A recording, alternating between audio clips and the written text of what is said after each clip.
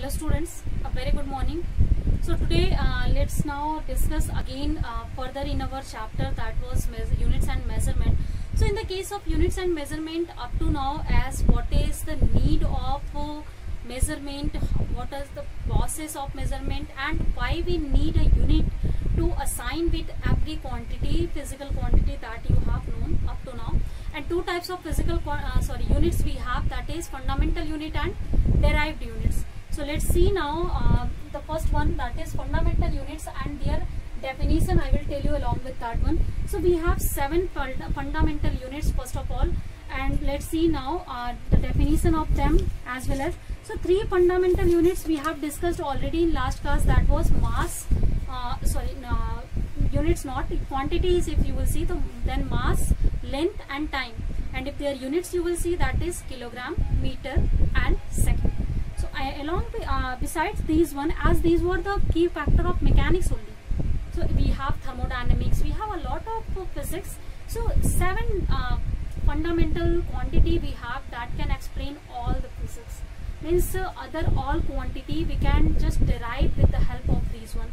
So let's see the definition of them one by one. So the first definition here, that is for the first quantity, that is fundamental unit is meter, and this is the unit of now length. So this is our physical quantity whose unit is meter. We are defining it, or we are giving it a symbol m to denote it. Now let's see now its definition. Its definition is, here should be the definition, that is the standard meter is exactly equal to 1650763. This is actually a large number we have, 1650763.73 wavelengths in vacuum of the radiation from krypton isotope of mass 86. So here actually what we are doing, whenever we are standardizing any of the unit, then that time we are taking some of the experiment and some of the, you can say, frame of reference to define them. So here our frame of reference to define meter, that is krypton 86. So the krypton 86, you know, that is just like the arc lamp we are using, that is emitting radiation, and that radiation obviously that will have wave nature, that will travel, that will have wavelengths. So this number of wavelengths, that is equal to 1 meter in vacuum. So you can just see how many number of wavelengths it has generated, and if this number of wavelengths, if you will multiply by you can say wavelength of krypton, then that time you can obtain 1 meter length. So this is our standard definition for the here meter. So along with this one we have some more units of actually length here. So I will tell you that more units also. So like along besides meter, to define the length or to just give the unit of length or distance, we have like parsec, we have light year. So light year, parsec, this kind of units we are using to just calculate or measure the long distances. Like if we have on the earth event, we have little long distance, then that time we are using kilometer in place of meter there. So but whenever you have to solve any of the numerical, that time you have to convert this one in meter. So this is the standard unit that we have chosen. We can choose other units for our convenience, but we can convert it also in the standard unit. So later the conversion in standard unit I will tell you for everyone. But first of all, let's see the name of all fundamental units and their definitions one by one. So after the length and its unit meter, let's see now the second unit we have, that is kilogram. You know, this is well known unit of mass, and we are representing this unit by kg. So clear now? Let's see now its definition of this kilogram. So definition is 1 kilogram is defined as the mass of international prototype of the kilogram, which is a standard block of platinum iridium alloy 3.9 centimeter in height and in diameter, preserved in the International Bureau of Weight and Measure at Sceaux, near Paris, France. So here it means that we have just what we have done actually to define this kg. How can we define it? So we have chosen now platinum iridium for this one. Just now I have told you we have just chosen some of the reference for to define them. One, like in the case of length we have seen Krypton 86. In this case we have chosen platinum iridium rod here, and that rod had the fixed length, that is 3.9 centimeter, that has fixed diameter, and that is kept in our International Bureau of Weight Measurement, that we is actually used to that bureau is deciding any of the units for any physical quantity. So it means that the rod that has weight, that is called the mass, or actually that is whatever that has mass, that is known as the 1 kilogram mass here. Simple to define the mass, to standardize the mass, we have chosen a platinum iridium rod here. Suppose on some other planet, if Mars has to define, maybe they will have some other measurement there, but here on our Earth we have the measurement that is equal to that platinum iridium rod. Clear, I think. Now let's see the next one, please.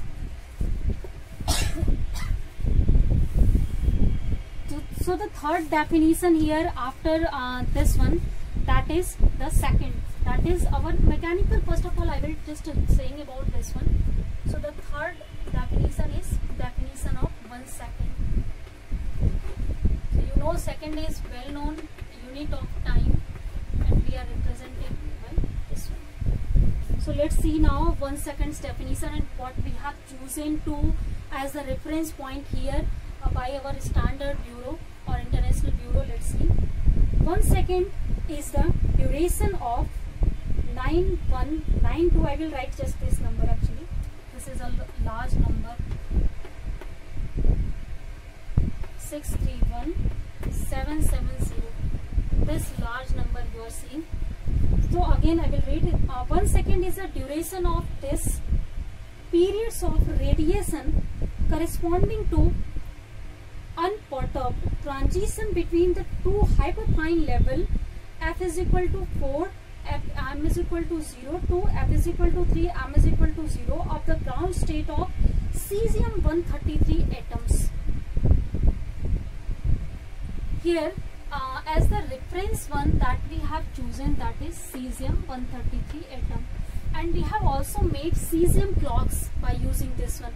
So cesium clock is what, according to cesium clocks or cesium-133, what is 1 second? This number of periods that electron has taken to go from one of the level of cesium to another level, that is known as 1 second. So here we have chosen this one as a reference point to define 1 second for us on the Earth now. I think student, you don't have to be confused, because whenever we are just standardizing some of the things according to our own convenience, then that time we need always some standard point, some reference point. Like if you have to see the distance that is traveled by some of the particles, so you are always saying our particle has started to travel from x is equal to 0 or x is equal t is equal to 0. So x is equal to 0 or t is equal to 0 was what? Your reference point that you have chosen to calculate any of the value. Like whenever you are moving somewhere, so suppose between two distance places you have to go, suppose from Cannes to you have to go Delhi, then that time, or Varanasi Cannes to Delhi, then that time Varanasi Cannes is your reference point. You have started from here and you have to go Delhi. Then whenever you will measure the distance between these 2 points, you will choose Varanasi Cannes as a reference point, then Delhi as a reference point. You will measure that 2 distance. So here the choosing of or choice of reference point is very important for our units that we are defining here. So clear, I think. The next one definition here, that is the fourth fundamental unit is now ampere.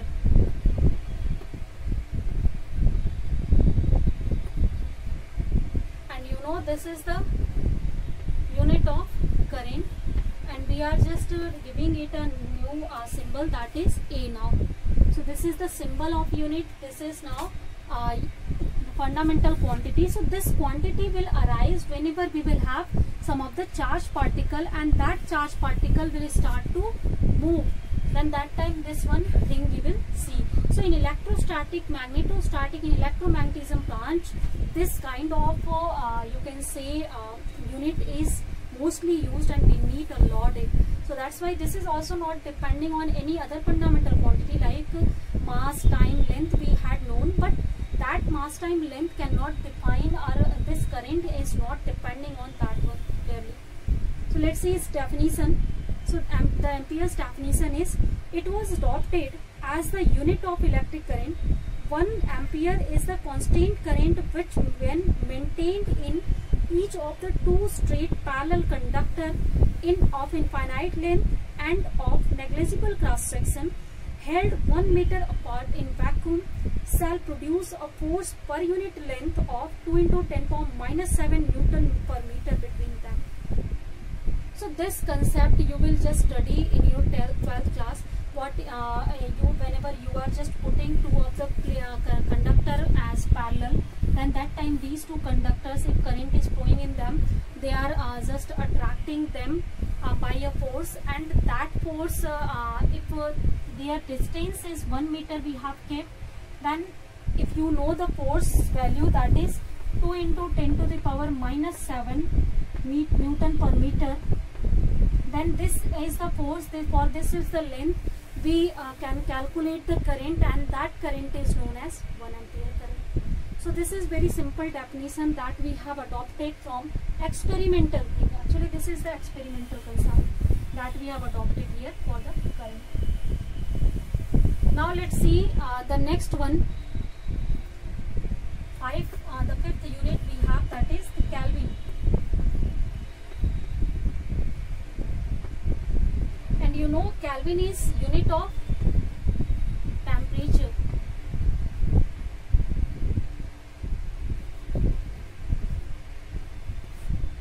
So here if you will see now, if for the case of now temperature, then you can just represent it by some K.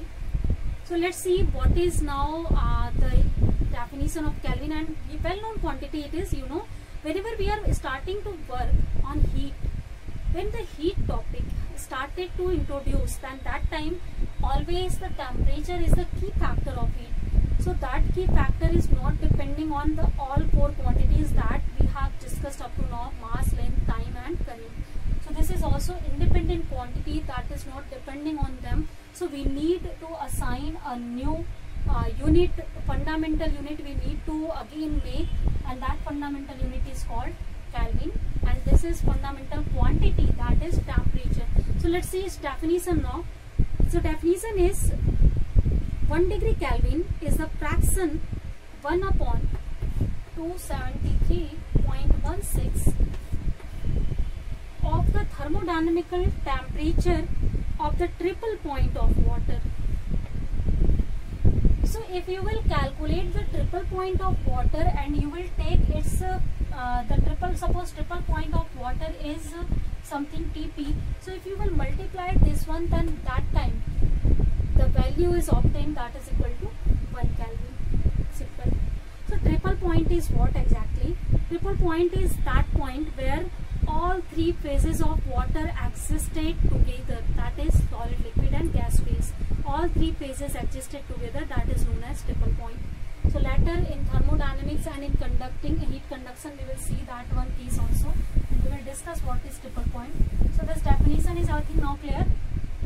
So here as the reference, what we have chosen? Water we have chosen, and triple point we have chosen now. The next one here, after this fifth one, let's see the sixth unit we have, that is the candela.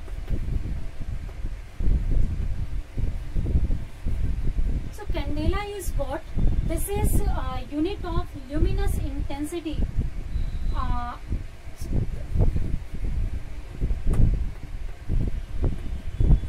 Luminous intensity.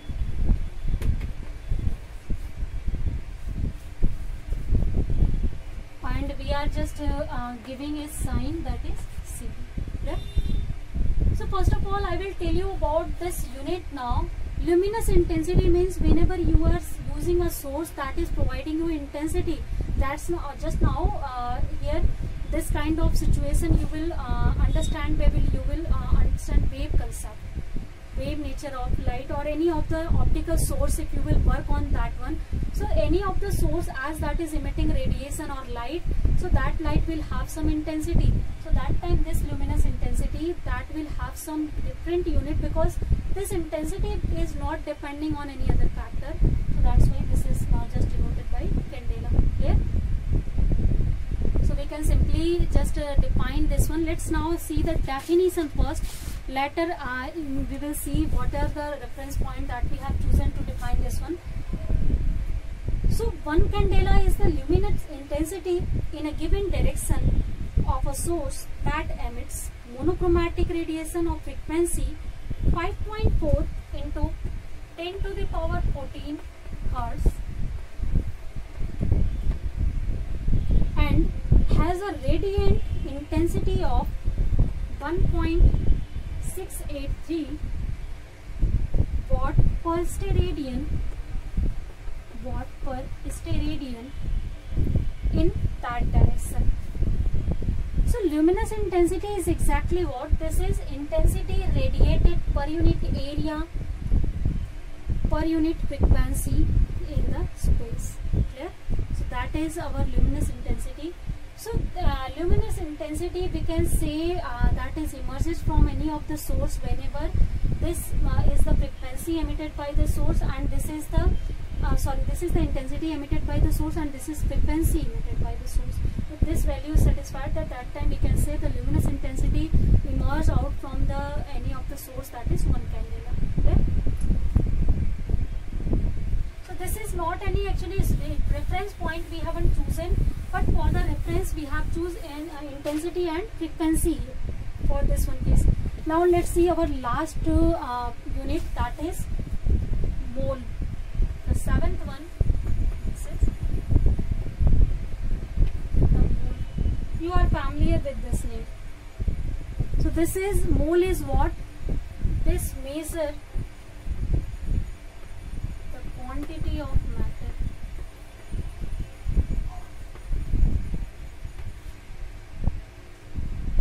So if you have to measure the quantity of matter, then that time you are using this quantity. In chemistry, number of times you have just listened this name mole. So I think this I don't have to again just make you understand what is mole. So if you have to measure any quantity, then that time we are using mole here. Here let's see now this definition. 1 mole is the amount of substance which contain as many elementary entities as there are atoms in 0.012 gram of pure carbon-12.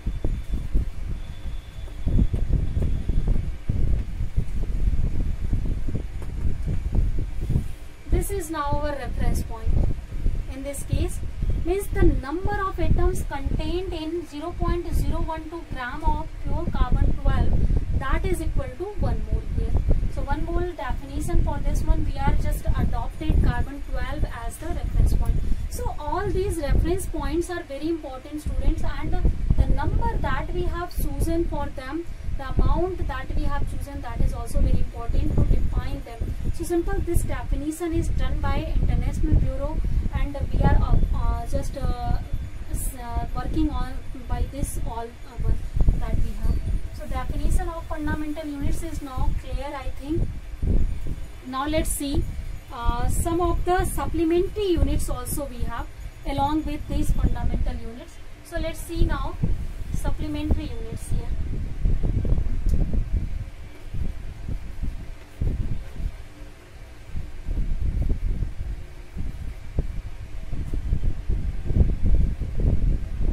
case of supplementary units, two supplementary units we have, and these two supplementary units are, first one is angle.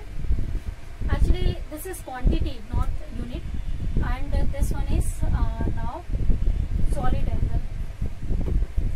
These are two quantities that we are using as the supplementary unit, because these are the units that is not depending on all other 7 fundamental quantities. So we need, whenever we are working on rotation or any of 2 dimension or 3 dimension.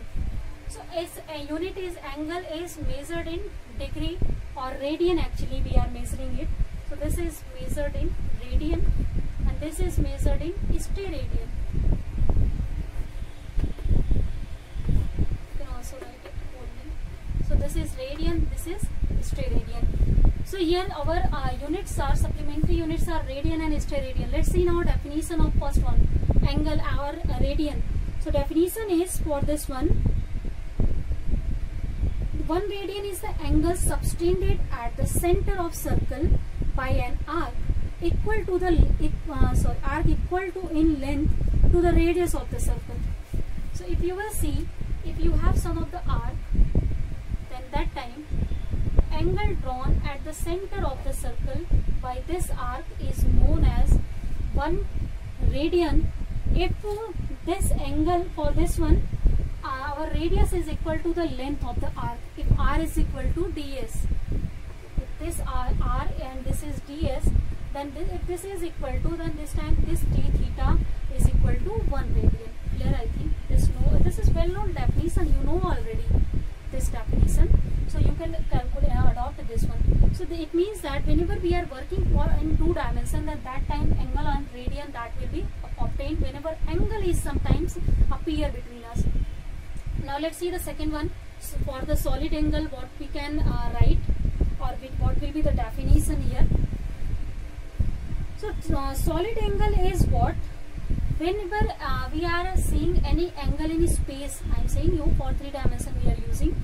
1 steradian is the solid angle subtended at the center of a sphere by that surface of the sphere which is equal in area to the square of the radius of the surface.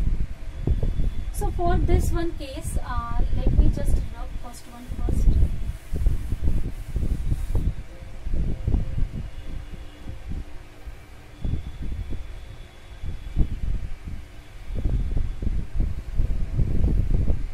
So suppose we have 3-dimensional thing, like some of this kind of arc we have, and this arc you can see it has some of the thickness. So if you will just understand the one of the part of any sphere, so that will just like the cone exactly. If you can see now, like in this one. So this is just like the shape you will obtain when you will cut some of the, you can say any of the sphere. So 1 steradian is that angle that is suspended at the center of the sphere when the area of this arc or this part of the sphere, the area is equal to distance, square of the radius. So if r square is equal to dA, then that time this angle that is drawn at the center of the sphere, that is known as 1 steradian. So this is also called solid angle, and that is also you can represent it by this one. And the first one is called radian or the angle. So I think the whole of the supplementary units and fundamental units is now clear. And in fundamental units, again number of other units, practical units we are using, I will tell you later.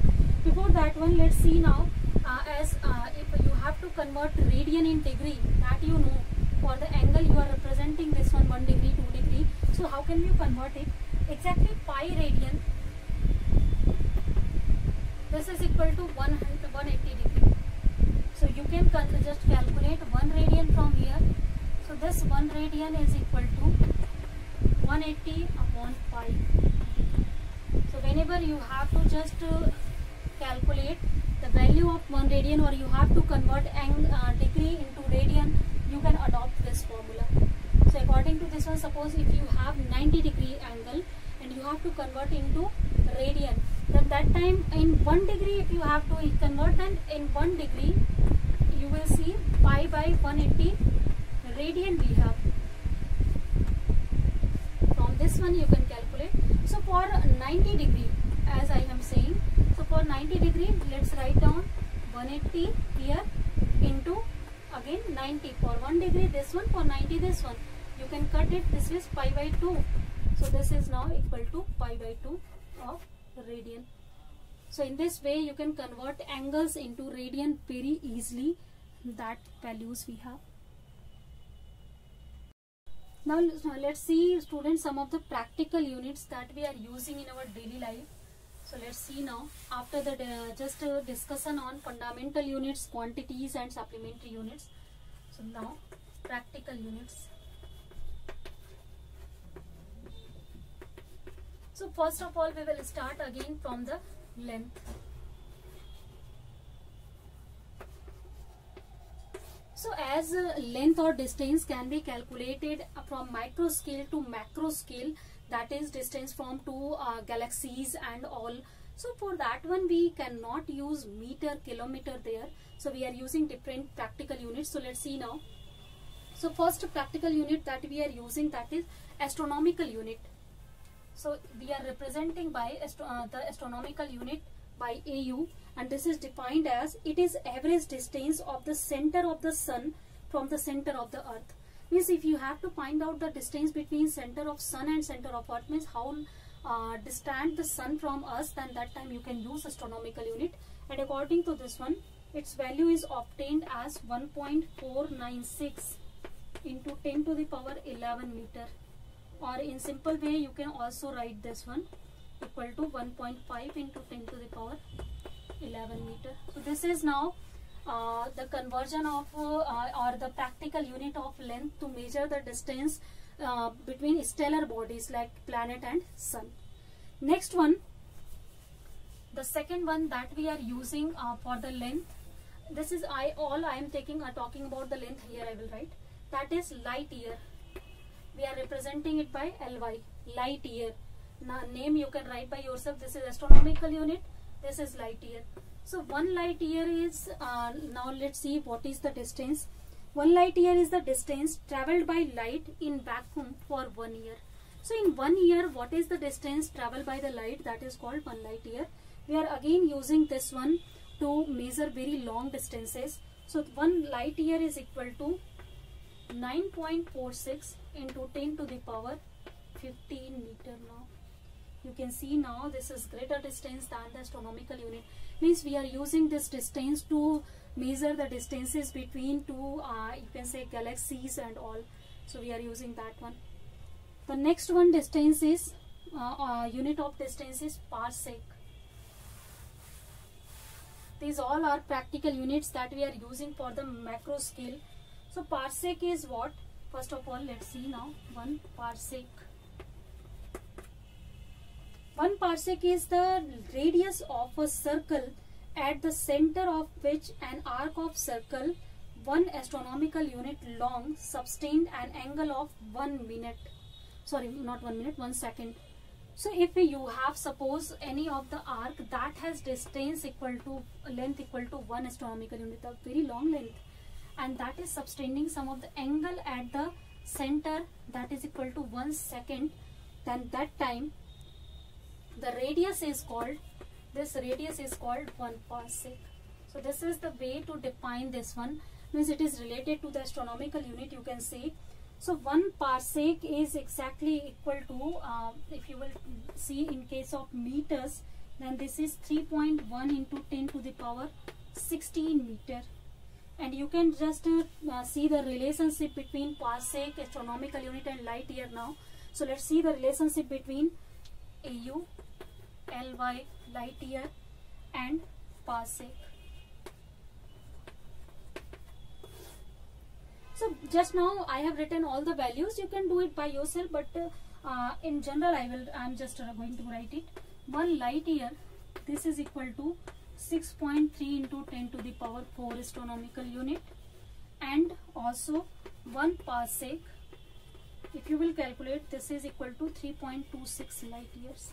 So these are the way in which you can relate all the formulas by same one, like 3 of the distances that we are using to measure the distance between very distant bodies like sun, planets, galaxies and all. So these 3 distances we are using according to our need. When we are working for the stellar cases, then we are using astronomical unit. For more greater distances we are using light years, and even again for more distance we can use this one also, parsec. So this all I think now clear, because parsec is bigger unit than light year. So this is the distance used for the galaxies exactly, we are using that one. So student, I think whatever we have discussed today, that is all clear. So let's end our class here. I will just tell you the rest of the practical units of other all quantities in next class. So thank you students.